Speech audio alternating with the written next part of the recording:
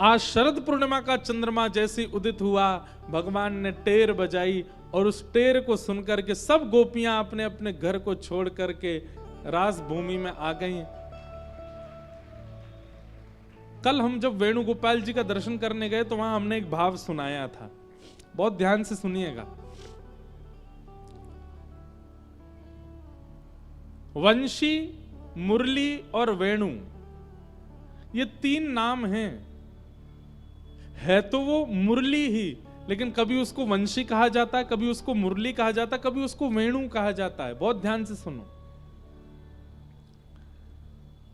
जो ठाकुर जी को नहीं जानते हैं, जिनका ठाकुर जी से परिचय नहीं है, उनके लिए ठाकुर जी मुरली बजाते हैं। मुरली किस लिए बजाई जाती है?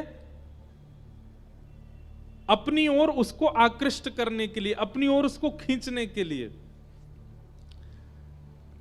प्रथम बार ठाकुर जी को देख करके कोई खिंचा चला जाए तो समझना उसने मुरली सुनी थी। और अपनों के लिए जो ठाकुर जी बजाते हैं वो वंशी है। जैसे कि नंद बाबा के लिए यशोदा मैया को जो सुनाई देती है, गैयाओं को जो सुनाई देती है, ग्वाल बालों को जो सुनाई देती, मधुमंगल, श्रीदामा, तनसुखा, मनसुखा, धनसुखा, इन लोगों को जो सुनाई देती है वो वंशी है। और कृष्ण प्रेम में उन्मुक्त, कृष्ण प्रेम में डूबी हुई गोपियों को, सहचरियों को जो सुनाई देती है वो वेणु है। अब आप खुद से पूछो, आपको क्या सुनाई दिया है?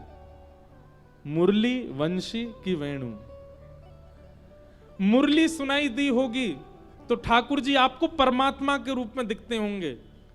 वंशी सुनाई दी होगी तो ठाकुर जी आपको सखा या अपने बालक या फिर अपने मित्र के रूप में दिखाई देते होंगे। वेणु सुनाई दी होगी तो श्री ठाकुर जी आपको प्रियतम के रूप में दिखाई देते होंगे। अच्छा, एक बात, मुरली ठाकुर जी बजाते हैं तो हस्तकमल नीचे होता है और वंशी अधर पर होती है। जब आप किसी वेणु बजाने वाले को भी देखेंगे, वंशी बजाने, वो भी ऐसे ही वंशी बजाते हैं।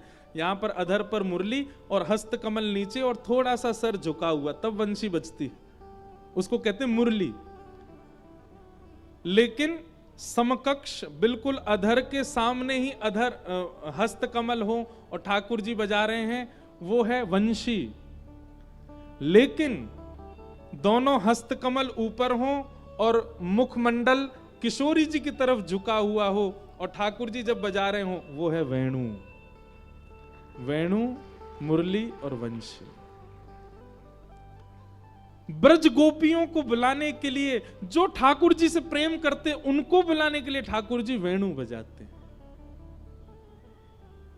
वेणु का वादन करते। और भगवान ने वेणु का वादन किया। कभी श्री राधारमण जी का दर्शन करो, ऐसे ही खड़े होते हैं। श्री बिहारी जी का दर्शन करो, वे भी ऐसे ही खड़े हैं। श्री राधा वल्लभ जी का दर्शन करो, वे भी ऐसे ही खड़े हैं।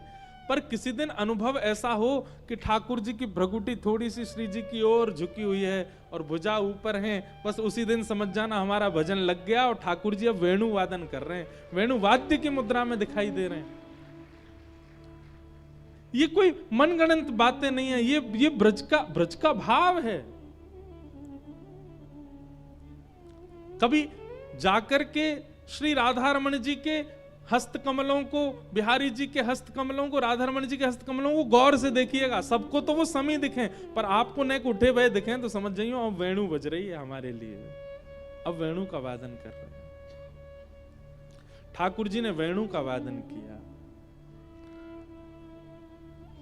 ये देखो, ये पीछे वाले कहा बजा रहे हैं, इधर झुके हुए हैं और वंशी अधर से नीचे है, हस्तकमल भी नीचे हैं। ये मुरली का वादन है। और यही मुखमंडल यदि विपरीत दिशा में झुका हो और वंशी ऊपर हो, वही वेणु है, वही वेणु वादन है। वेणु, मुरली और वंशी।